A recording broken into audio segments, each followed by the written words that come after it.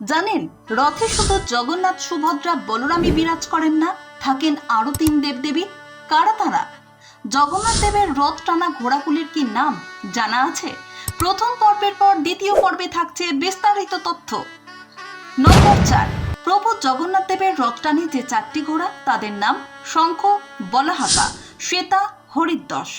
বলরামের 4টি ঘোড়ার নাম তীব্র, ঘোড়া, দীর্ঘ শর্মা, স্বরনাভ। আর সুভদ্রার 4টি ঘোড়ার নাম রুচিকা, মচিকা, জিতা ও অপরাজিত।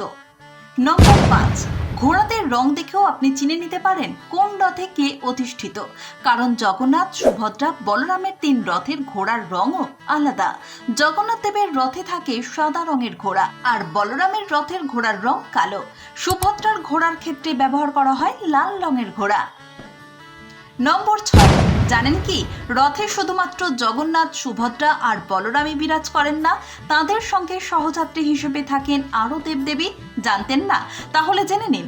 জগন্নাথ দেবের সঙ্গে থাকেন মদন মোহন, বলরামের সঙ্গে থাকেন রামকৃষ্ণ, আর সুভদ্রার সঙ্গে থাকেন সুদর্শনা। কেমন লাগলো এই ইনফরমেটিভ ভিডিওটি? কমেন্টে জানাতে ভুলবেন না। আর এই ধরনের ভিডিও সবার আগে পেতে ইউটিউব চ্যানেলটি সাবস্ক্রাইব করে আর ফেসবুক থেকে দেখে থাকলে ফলো করে পাশে থাকুন। সবার আগে নোটিফিকেশন আপনার কাছেই পৌঁছে যাবে। ধন্যবাদ।